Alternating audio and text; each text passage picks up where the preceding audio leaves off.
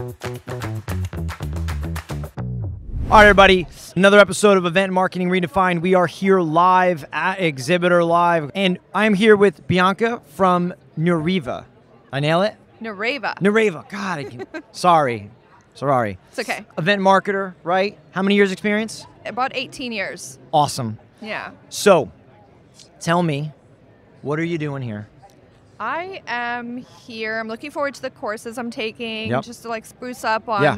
the latest information, basically. And here at the exhibit, I'm looking for some new trendy ideas, some new ways to do things, and Cool. kind of get out of the traditional box. Yeah, I like that. Out of the traditional box. Yeah. Anything in particular that you're like hoping to learn, that you're wanting to like get in a conversation about?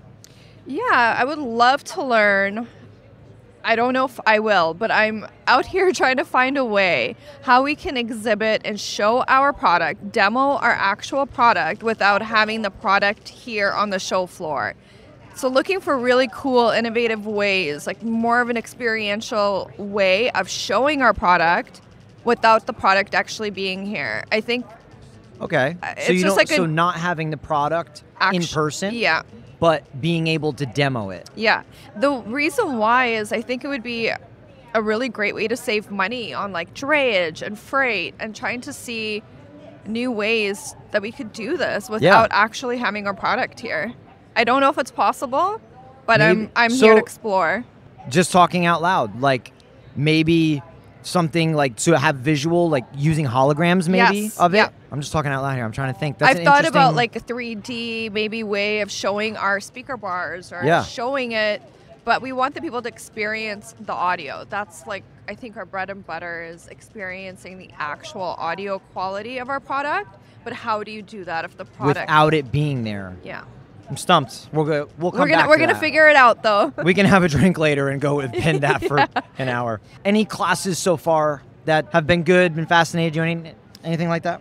Yeah, there's two that have stood out to me. Yesterday we had a workshop that was really great. Cool. It was more brainstorming session, going through a creative brief and what it should be, as opposed to what most of us are doing. We're giving a lot more information than is actually needed from a creative brief perspective. Okay. So we did some brainstorming and we presented some ideas for this potential client, which is like a dog food company, and there were some crazy ideas that went around. Always a dog food company. I know. I feel like It was a dog food company. I mean, who doesn't love dogs? I So know. we really got into it. anything like in particular that you are like here for specifically, other than like education. Anything niched into that you're really wanting to like jump into and learn about?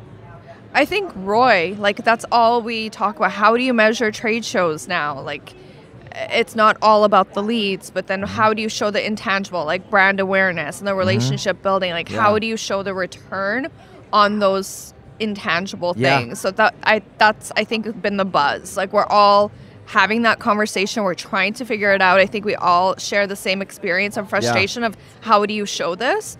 And even the speakers are even bringing that up. Like we've all seen this trend, so trying to get into that and really evaluate events in a different way besides showing leads. Yeah. That's one. And then really more getting into the experiential side of things, like not just having a booth with your product and you show up and you do demos, but getting into the experience and taking it up a notch. So, few things you said I think is super interesting. So, on that like ROI measurement, like deliverable type thing, right? I think it's interesting. Like, there's one piece of it that's attribution, right? Like you're tying it back to a lead source, and then you're talking: is it top of the funnel? Is it middle of the funnel? Bottom of the funnel? Did we help push it through the funnel? Did we create it? It becomes kind of a headache on the backside, I assume. Yeah, because if you're not measuring it on the backside properly, how do you have that answer? And then if you're working with like a channel, if you're working with distributors, resellers, and they're in charge of those contacts, you pass them over, what happens there? Have they sold to them? How do you find that information out? It's complex. It's very complex. Yeah. Do you feel like a lot of the stuff that you're executing and running is really tied to business objectives as well? Like not just an ROI or a KPI, but it's like initiative that the company has. Like events are driving those initiatives forward as well. Yeah, absolutely. Yeah. Like when we do attend an event, we have many goals. It's not just one goal of leads. It's relationship building, getting out there, making contacts with other companies, working with other companies. There's so many goals. Brand awareness, brand perception. What does that all look like for us? So it's not just one thing, but how do you measure that? Yeah, I know. How do you measure those? Do you think maybe it's okay that it's not like dialed in and measured that way? Like say, like a Google ad campaign would be, you know what I mean? You think that's okay? I think it's okay. I think in the end, when you start hearing things like, now we know of Nareva, where 3 years ago people were like, "What does Nareva do?" But now it's we're starting to see a difference. Like people actually are hearing of us and they're coming and asking for us. So you start to evaluate it that way. Well, okay, our brand has our brand awareness. We are out there. People are hearing of us. It's working. I think it's cool when it's not just all about like a statistic or a KPI or being like a measurable, because I think sometimes, to what you said before, they're misleading. They are. Sometimes, like, you make a sale, you don't really know all the touch points. And it kind of is a conglomerate mixture of so many things that are happening, so many different efforts. I always say I feel like if you understand what a company's trying to achieve, objective-wise, initiatives, like that marketing event channel has to be like pushing in that direction. You know what I mean? It has to kind of be carrying that on its back and getting creative. Yeah, absolutely. I agree. Yeah. Events, trade shows, right? You see any big changes in the next 5 years or 10 years? You see anything that's going to like come down the pipe that will be unique or different? I feel like the hybrid is going to be here to stay. I don't think one is going to dominate the other, but I do think that they have to be very different. So with COVID, what we saw was everything went virtual, and I think majority of people would say that it didn't work out so well. Like we didn't have the best experience. But I think moving forward, what we need to do is take the in-person event, take the virtual event, and make them very different. You can't just copy and paste and think you're just going to do what you would do in person and do it virtually and it's going to work. It's not going to work. You have to look at them differently and be very strategic and have different strategies for each. Yeah. And I think that's the way of the future, really. It's both. I think you just like hit the nail on the head when it comes to it, right? Like, I think what's really cool about that is, so when I run this podcast, I have people like yourself on all the time. And we talk about virtual, in-person, and these shifts and things that have happened. And that is the exact sentiment that like really strong event marketers are talking about, which is like, hey, the in-person is valuable. Yes. The virtual is valuable. Yeah. And we're figuring it out now.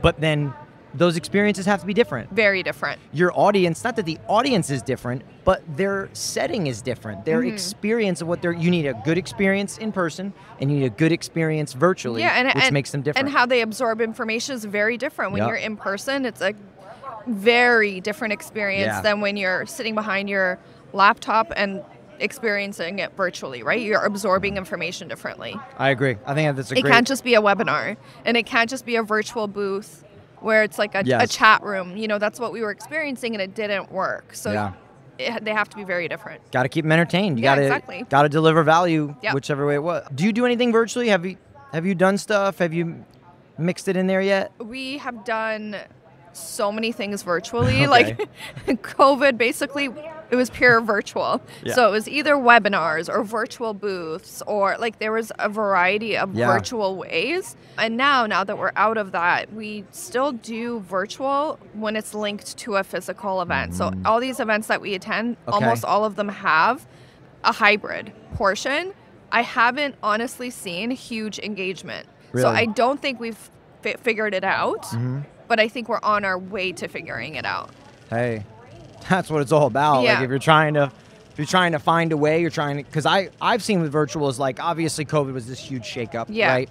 People are just doing anything, right? Like the virtual event hall was a joke. Yes, it was 95% that. It's just terrible. Yeah. And I really think that virtual is like, it's a sales and marketing tool. It's like just like anything else. Yeah. Exactly. So however, I mean, we built a virtual thing. I call it a virtual thing. I should probably have better verbiage than that. But for a client of ours that wanted to use it for recruiting. Oh, that's awesome. Yeah, they were like, hey, we want to recruit people in a different way. We want to engage them in a different way. So it is, a sales marketing tool, which I think is as it's evolving now, what you're talking about, what's the experience you're going to deliver on the other end of the screen, and then what's the experience you're going to deliver when you sit here like this. Exactly. They have to be different. Yep. What's kind of like your proudest moment in your career? Seems like you have a cool career going, right? Yeah. You've been doing it a while. Events. I've kind of been everywhere. I think 2 experiences really stand out for me. I used to plan music festivals. Oh, cool. So planning the logistics that go behind essentially creating a venue from scratch outdoors presented so many issues that I did not know. Safety. Like I did not think about, like, and I'm a risk management person, but I just didn't see these things coming. Yeah. We experienced the worst weather in like the history of the city that whole week. It was like always start, stop Always due to something. lightning. The police basically camps out on site to make sure that you're meeting standards. So we had to stop every 30 minutes, which was super stressful trying to meet deadlines. But in the end, seeing 30,000 people come out and enjoy themselves was just such a moment where I was so proud to see it all come together. A year of planning for just one night to experience I was over the top. What did it happy. make you feel? Just like proud, happy, just like... I was on adrenaline. Honestly, just seeing it, I was kind of in disbelief that all of our work could have been at risk, and it was at risk, but in the end, we made it happen. We all pulled up our sleeves. We just did it, and all of these people came out and enjoyed every second of it. Awesome. Music festivals are amazing. That's one. And then recently, actually, with Nareva, we exhibit at an event called ISE, and in the last 2 years in a row, we've been nominated for Best Booth. The first year was like top 2, and this last year, which just happened in January, was top 4. So I was incredibly proud of that, and our team worked so hard, and we were so creative to be able to stand out in front of over 1,000 exhibits that we stood out top 5, really. So that was what do you really attribute that moment. to, you think? A few things. I think the creative part, like really having a partner that we worked with, our vendor, they heard us. We wanted to stand out. We wanted to be different. We really wanted our brand to stand out. And within the design, we did that. Good. We are incredibly different. We went with like a circular shape because that was a play on our logo. Cool. Very different than everyone else was doing, like right angles. Yep. We just stood out from that way. Nice. And the execution part, like working with a company that you trust, that hears you and what you want and understands you and your aesthetic and the level of detail that I expected, and then they executed on that. It was just flawless execution. Love hearing that, because there is just so many moving parts in doing this. So many. And getting it to the table. I always think, like, we always talk about the shoes, like, our clients. Like, we try to put ourselves in their shoes, essentially saying, like, there is so much going on and riding on it. And so like, much. What, your CEO is going to walk in the booth. They have nothing to do with it, but then they're just going to be there, right? Yeah. So it's got to look good. Everything's got to go smooth. It's complicated. You know, there's a lot of stress on event marketers. It's so much stress, and you know you've done your job when the team arrives to do the demos and they have no idea of what you've gone through for the past week of setup and then the past 5+ months of planning it. If they have no idea, then you know you've done your job really well, because they would not know. What keeps you up at night? Logistics. Logistics?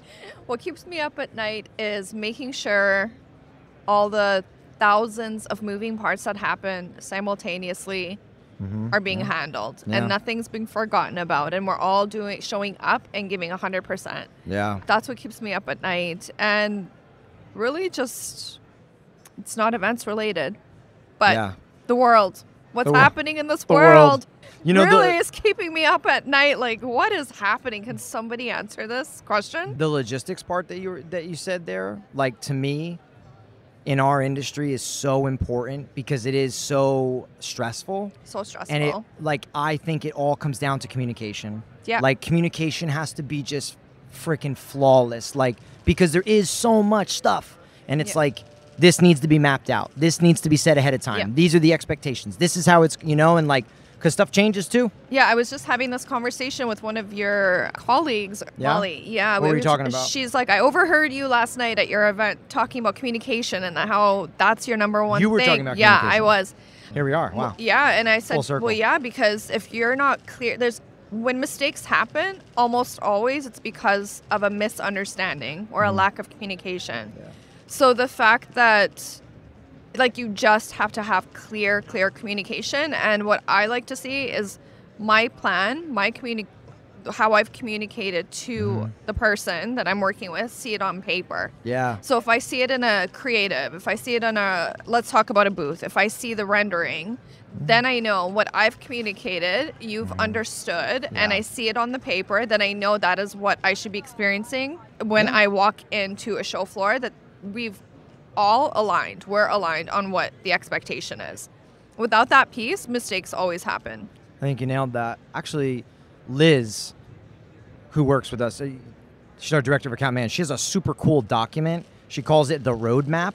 Yeah. Right? So she basically gives it to our clients. When she put it together, I was like, this is awesome. Yeah. And what she does is, because she takes it over from sales, and she's going to be, the PM, AM on getting it thing. And she says, hey, here's the sheet of paper. Here's every date. Here's the steps. Here's what's coming. Here's what's not. And if this changes, we're going to talk about it. Yeah. And I was like, damn, that's a good document. That is like music to my ears. Yeah. Because it shouldn't be the other way around. It shouldn't be the client coming to the supplier and saying, where's this? When do you need that? Like, are we aligned? Have you gotten everything you need from me? That's sleepless nights right there. And that's how I get sleepless nights. So working with a supplier that just gets it and is organized and can communicate that clearly is like music You're laying to my up ear. at night putting notes in your phone like, oh, do we have this? Do we have this? Oh I have done that. It's panic. sending Terrible. myself emails to do. So, you send yourself emails? Yeah, I've done that in the middle of the night. Well, oh no, me too. Anything that you're listening to, reading, watching for like professional development that you're into, like any content you follow, you like? ExhibitorLIVE. Yeah, good. That's one. BizBash. BizBash, yeah. BizBash is probably my favorite. Just, it always gets me motivated and like recharged when I see the ridiculous over-the-top productions that they produce. I just love production. So seeing big levels like that they put together is always like reinvigorating to me. You know what's one of my favorite parts of this industry is seeing things come to life, kind of what you're saying. Exactly. You know what I mean? Like, it's cool to ideate something, but then to actually have it come to life and see it and be there, like, I always think is so cool. So the part of my job that I love the most and why I do what I do and have been doing it for so long is that exactly, is all the work that goes into it. It's great, it's hard work, but the week of when you start putting the pieces together, when you actually build that live experience and see it unfold, the level of gratification and how proud you are of your work and your team's work is critical. And that's the natural adrenaline that I get from Love that. I'm glad you said that, because we always talk about, with us, I mean, we're producing and doing all that, design, fabricating, all that stuff. But like, I always tell people as we're hiring them in our teams, like, if you don't like seeing things come to life and see them come to fruition, it's not what you're into, like, probably not a good space for you to be in. No. Because most people I know that are in industry on both sides, right, of the aisle per se, like, they like that. They're like, oh, look at this. Like, there's a feeling to it. It's a feeling to it, and that's what makes you feel good, of why you've put in 15-hour plus days over and over and over again, is to see it come together. Yeah. Anything you've been a part of, particularly that you think is just like super cool, or like one of the most engaging, intriguing? I mean, any cool projects you've been a part of that you want to talk about? I have to think about this. Yeah. I think the music festivals, honestly, like, those are cool. It just doesn't get bigger than that. Like, it would be like the same as somebody who's putting together a trade show, not as an exhibitor, but as the trade show. Seeing all of your hard work come together at this scale, I think is invigorating. And for me, when I was producing these music festivals, seeing that scale, building a venue large enough outdoors to accommodate 30,000 people is really something that stands out for me, and it really takes me back to that place where I'm so proud of that. Good for you. That's awesome. You should be. Thank you. Experiential. You touched on it. Tell me your thoughts on that. Like, what are you thinking? Are you wanting to turn some of your program to be more experiential? In what way? What are you thinking? So I think, like, thinking about exhibits from the other side. So when you're like how we are today, walking around. where I'm not exhibiting, I'm experiencing it. Yeah. Going booth to booth, experiencing all of these things, like how do you retain that information and how are you memorable? So how am I going to remember X tomorrow? It's something that has to stay with you. So taking it up a notch, really standing out, giving an experience to someone, because if you've hit somebody on an emotional level or an intellectual level, or something that stands out to them, they will remember you. They'll say, oh, I remember that experience I had at Nareva. How do I stand out? And it's about that experience. It's about that human connection and triggering something in them. And I think that's what we're all here to find out, because I do think we have to take it up a notch. Like it has to be about the experience. So, and you have to think about it from their angle, like the audience, the people that you're trying to get versus your just business objectives, right? You have to be able to look at it on the other side. Yeah, I think that's an awesome answer. Like what you're talking about, like something that stays with you, right? You know, I always relate it to, I like hotels. Yeah. Right? Which is probably selfishly part of the reason why our booth is Hotel Rockway and the theme of it. But I always think, like, I always remember hotel experiences. Yeah. Especially the really, really good ones. Yep. Because an experience, like you said, it stays with you. It's an experience and it's all your senses. Like when you walk into a hotel, for me, one of the first things I remember and that stays with me is the scent. Like a hotel has a signature scent. It hits you and you connect. You're like, this is luxury. Then you walk in and you look at the lighting, you look at the furniture, you look at the extra amenities. Are they offering you a welcome drink? Like, what are they doing? Then you go to your hotel suite and what do you have there that really sticks out, right? It's all the little extras. I agree with you. The scent thing is interesting, and like the senses in experiential. Because I think obviously with what we do, like you have to be visually stimulating your booth, like that. Yeah. But the senses is interesting. I always use the example, the car dealership, where I get my car serviced when I bring it in. No one wants to go bring their car in for service. Nobody. Yeah. Right? But when I do bring it in, they got a nice lounge, coffee, food, it's comfortable, they take care of you. But the main thing I always know, the smell. Mm-hmm. It is so prominent of a smell. It smells amazing. Yeah, you leave thinking, I just got a new car, right? Like that new car smell. It's... First of all, I don't even know what it smells like. It's amazing. Yeah. I can't even like label it, but every time I go, I'm like, God, this smells good in here. As soon as I walk in, so I always remember it. It's like exactly like a hotel. You walk in, you know where you're at. Every hotel has a signature scent. Yeah, it does. What do you guys do in particular at trade shows to engage your audience? We really look at our people. Really, our people at the end of the day, I think have made this company and our product what it is. We have very talented staff. It's about them. It's about them going in front of the audience. And we're so passionate about what we do. I can honestly say that everybody is so passionate about what we do. We believe in the product. We believe in our purpose. And when we're out there demoing our product, I think that people can see our passion for it. And if we didn't believe in it, people would see that. So I think it's the passion. We really stand out. And it's that extra level that we bring to our demo experience that I think leaves a mark on people, really leaves an impression. And I've heard that time and time again. Like, I remember your demo. Yeah, nice. And I'm like, oh, it's probably because our people are very passionate. That's good. And we believe in what we do. You were mentioning sound earlier with your product is a big thing. Like that experience. How do you execute that for people? Is there like... Do you create a setting for them? Is it like a touch feel thing? How does that work? So I think it's now maybe our signature because we so believe in what we do. We do it very risky. So if you come to one of our booths and you want an audio demo, that's what we do, right? Yeah. So you walk up, you'll see a screen, and on the other end of the screen, you see our staff actually in our Calgary office doing the actual demo live. What you're experiencing is live. Wow. And what's risky about that, as you know, is you need your internet to be reliable. Yep. It's not here. It's not canned. We're not faking anything. It's not it's not scripted. It's not fake.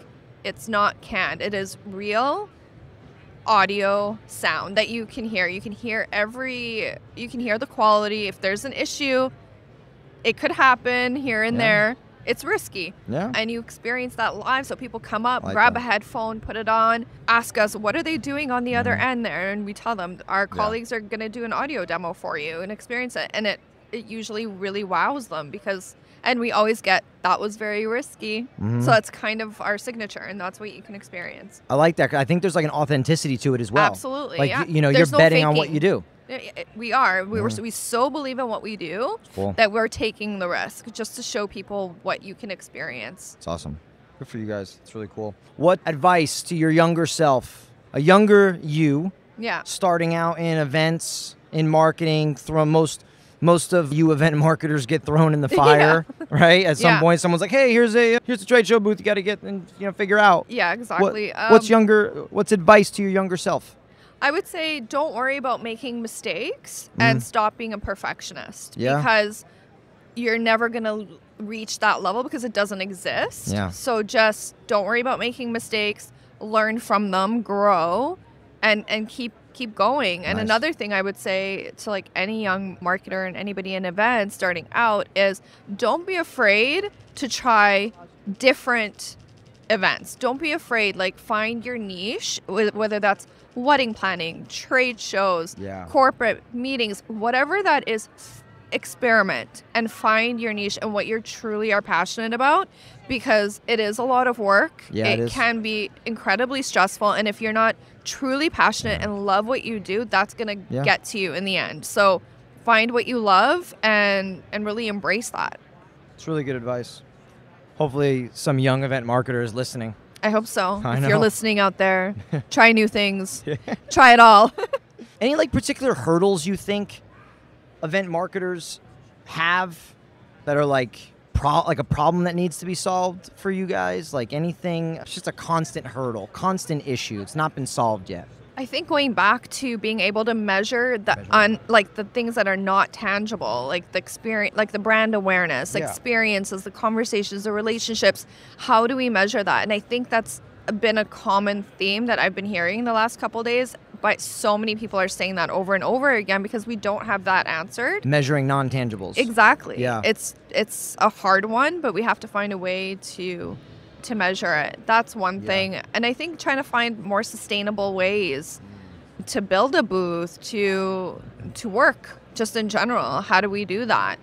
And how do we get around drayage? Nobody has that answer yet. How do we get around this cost? You know what I can tell you about drayage? Tell me. Write nasty emails to your associations and the organizers. Okay. Like, you're the exhibitor, and I'm joking if you're an organizer or I'm joking.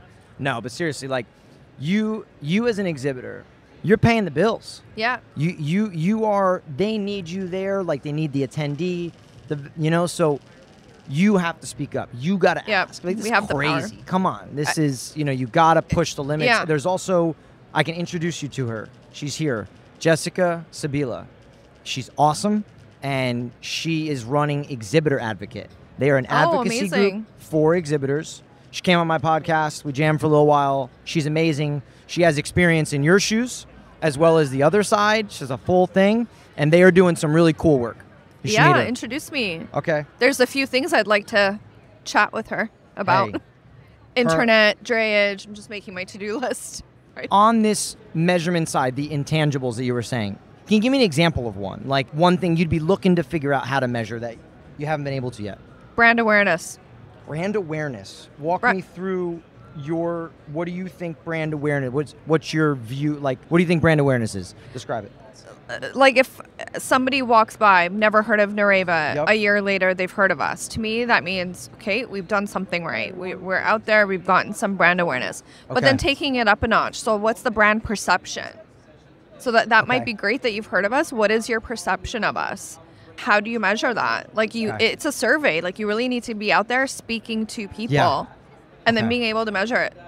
I was going to say, maybe, and this is super simple, a lot of people probably do it, but enter and exit surveys in your booth space. Yeah. But I think it's about asking the targeted questions, like the answers you're seeking. Mm-hmm. You know what I mean? Like making it short, simple, to the point. Yeah. But I can't think of it on the fly right now, but like a creative, good question that gets you the data that you're seeking meaning like, how long have you known about us? Or when did you first find out about us? Yeah, when?